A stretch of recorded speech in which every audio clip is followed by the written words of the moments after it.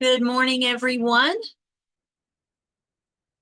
We are waiting for everyone to get in from the waiting room, and then we will start our meeting for December.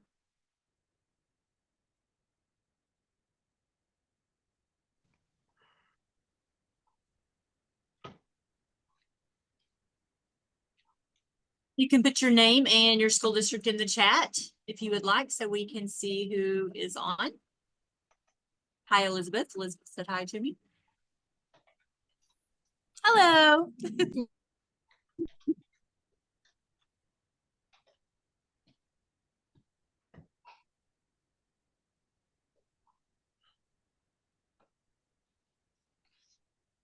Okay, we have put the agenda in the chat if you would like to follow along with us on the agenda. And I am going to go ahead and share my screen so that we can all look at the agenda together.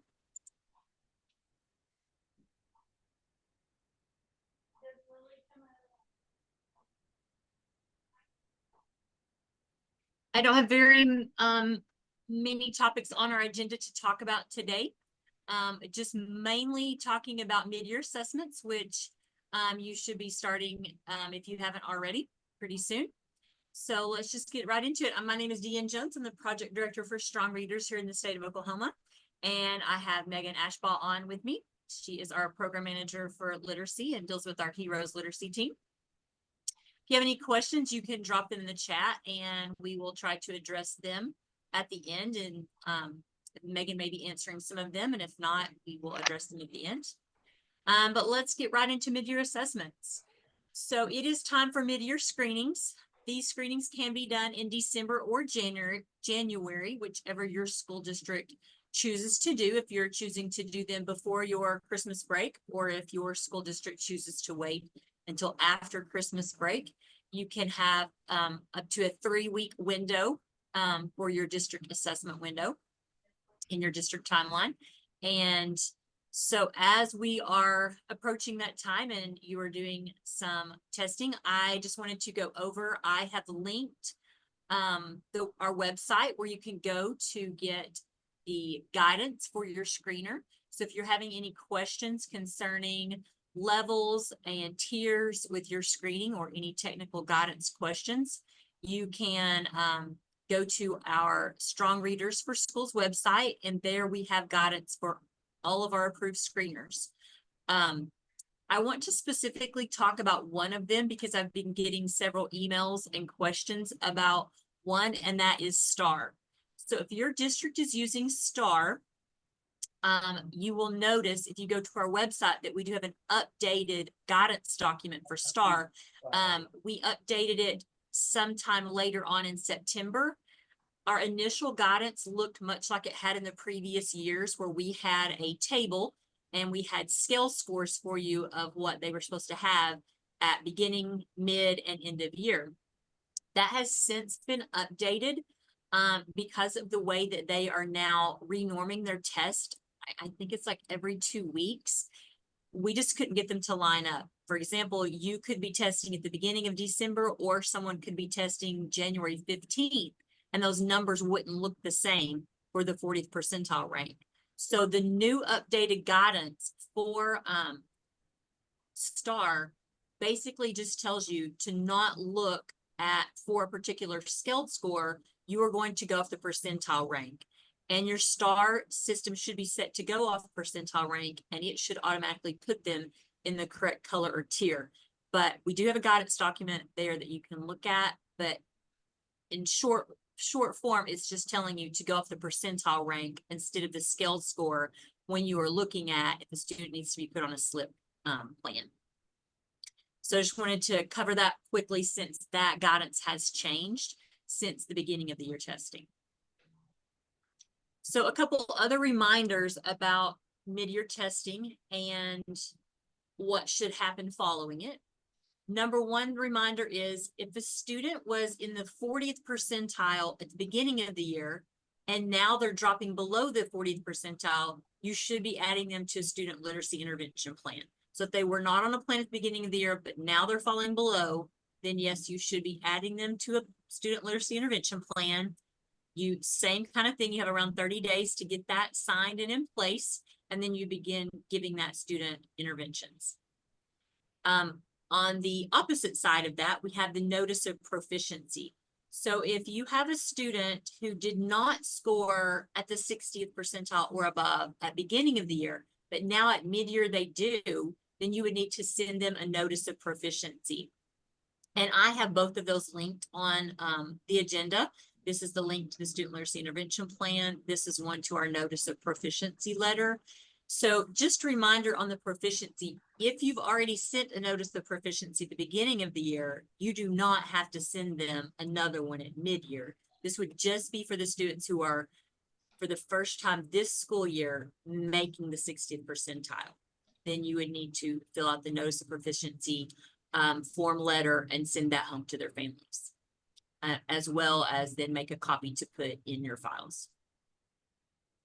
Another question that I've been getting asked about mid-year screening is, do we give the dyslexia screening at mid-year? It is not a requirement. In legislation, you're only required to give the dyslexia screening at the beginning of the year for students who fall below the 40th percentile.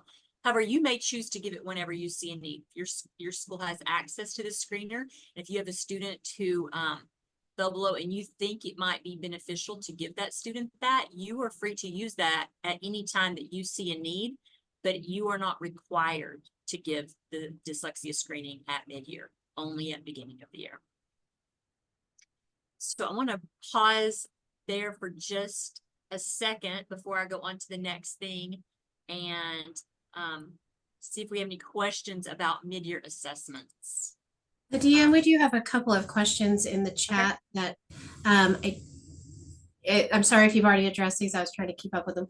So can you tell us again where to find the new guidance for STAR was one of the questions. Okay, so on our Strong Readers page, we have, there's a tab that's Strong Readers for Schools, and we have technical guidance for all of the screeners, all of the approved screeners. And the one that is on there for STAR is the new guidance that we actually switched it out sometime late in September. But that is the one that has the new guidance. So you can find that on Strong Readers for our Strong Readers for Schools page. All right, which is right here. Yeah. And then if you have new students during the mid-year screening, shouldn't they take dyslexia screener, or should they take the dyslexia screener? Once again, it is not required at beginning of the year, but that would definitely be, if you have a student who's coming to you and you don't know if they had the dyslexia screener at the beginning of the year, wherever they're coming from, that would certainly probably be best practice to give that to them. But once again, that is not a requirement. It is only required that you do that with the beginning of the year testing. I think we do have a couple more that have come in. Can you wait until the end of the year to send out the notice of proficiency? No, it is, our general rule for that is about the same as other, around the 30-day timeline. You are to notify the parents. And really, the notice of proficiency, the intent of that is to notify the parent that that student is unlikely to need any interventions that school year. So you wouldn't want to send that out the end of the school year, because then that's kind of defeating the purpose of it. That's also why we don't send the notice of proficiency out at end of year screening. So the notice of proficiency only goes out after beginning of the year screening and mid-year screening. Okay, next question is about the Strong Readers funding. Any idea when we will receive the funding? We are working on that currently. We've been working on numbers this week. We are hoping to have the allotments available for you to see by the end of this week, so you'll know exactly how much you're getting. But then the funding will not be sent out until the beginning of January. And that's our, that's what I think is going to happen. Hopefully we're going to be able to have the numbers out sometime this week too, though. Okay. I'm going to go ahead and go on to the next topic, and then we'll see if we have any other questions at the end. So the next, the only other thing I have on the agenda to talk about is the annual district reading plan. We have all of the reading plans submitted from every school across the state, but we had lots of them that needed corrections and that were sent back. And many of you have fixed the things that we requested that you, edit, and we've already got those back and approved, but we do still have quite a few districts who have not responded to our request for corrections. And so, we really need those back so that we can get all of these, corrected and approved. So if you have seen an email from us requesting some corrections to your reading plan, please get those done. And even if you get them done, if you could send, myself or the literacy inbox an email just letting us know that they're done. That way one of us know to go back in and check those. If you have not heard from us, then it was probably fine, but we would like for you to just, if you are a person at your district who is in charge of inputting information for the site plan or the district plan, if you could please just log into single sign-on and ensure that your plan, your site plan and or district plan have been OSDE approved, and if they're in OSDE approved status, that would help us out so much. So that way, if you can see that if they have not yet been OSDE approved, it's not that you're waiting for it to be read by us. We have read all of them. If it is not OSDE approved, that means it was rejected for some reason. So if you could please check on those, and if you don't know why yours was that way, you should be able to see in the notes, but if not, please email us so that we can get more information out to you so that we can get these all approved. Also, we've had some, if you've made corrections, but you didn't get it site approved by the principal, or if it was a district plan that had issues and then it was not certified by the superintendent, if those things haven't happened, then we're not able to go back in and approve them. So if you've went back in and made some edits, please make sure that it was site approved or superintendent certified so that we can go in and get those approved.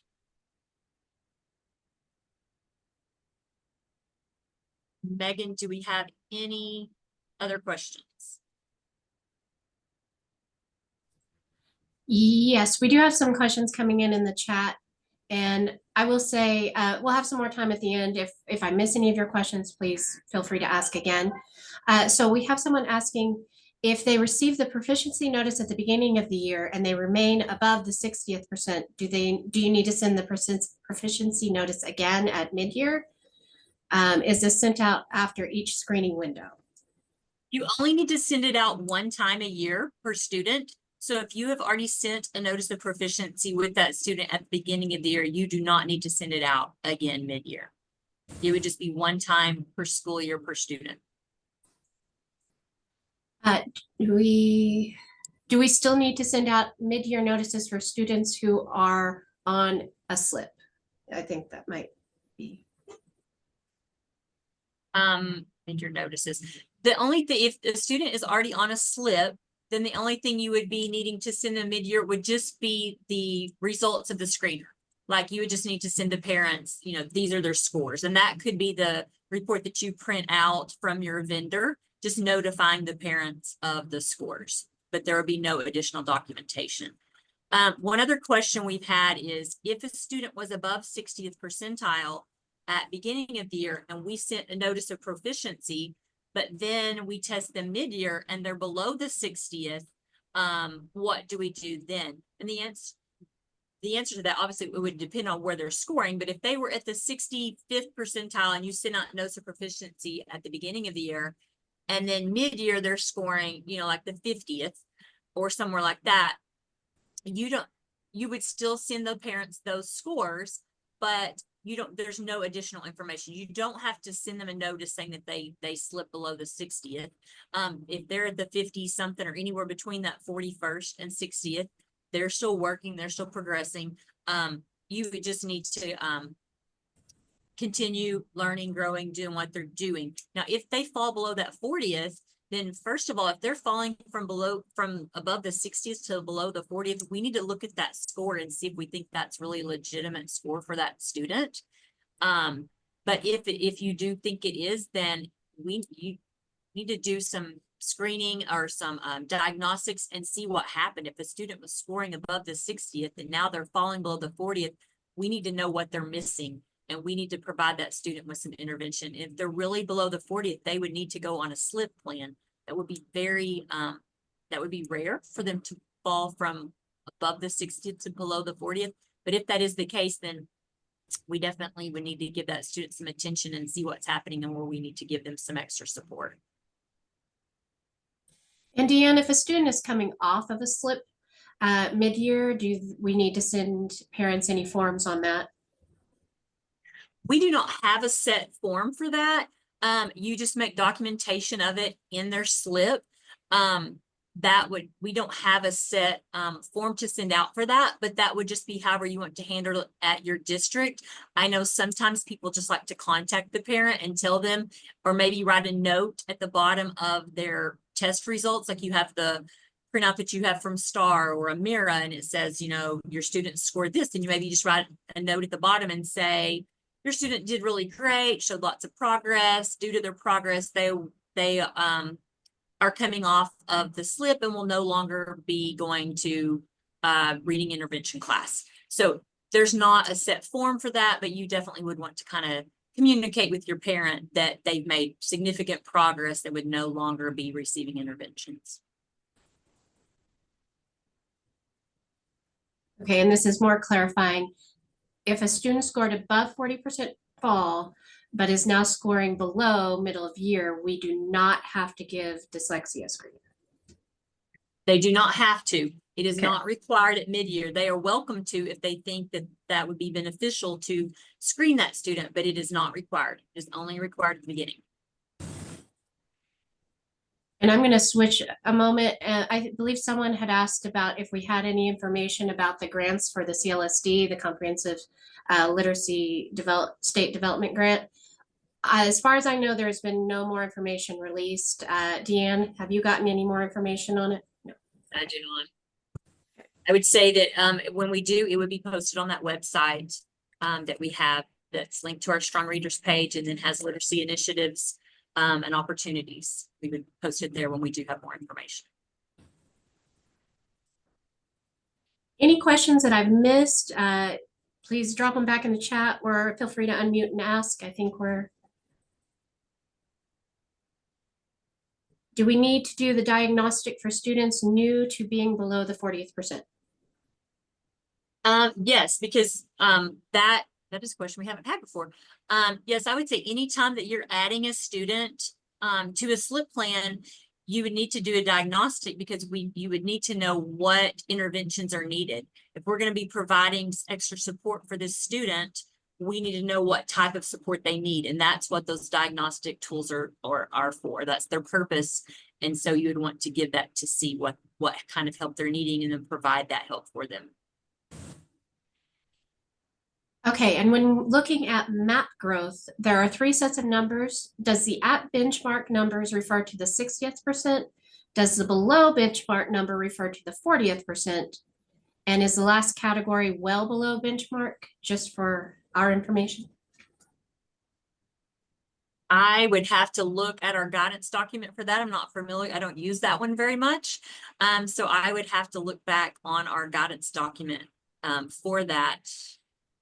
So I don't know that one just offhand without looking, but I could tell you that the guidance document is listed on our website. So, okay. And Rachel asked, I was under the impression that once a student was placed on a slip, they remained on one until the end of the year. Level of support may change, but the document requirements are still in place. Is that not correct, or is that correct?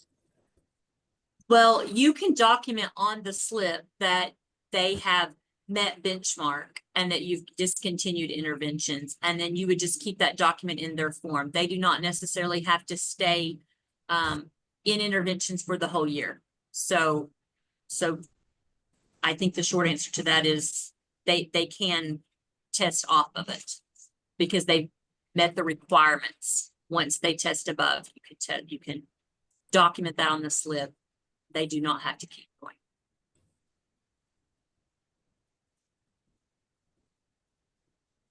Okay, I think that's about all, and we had a short meeting today, but hopefully we answered some of the questions that you guys might have had. And we know that you are very busy and trying to get all this testing done and get everything done with all the craziness that goes on right before Christmas break. So we wish you all a great time and hope that you get some rest on Christmas break, and see you next year. Thank you.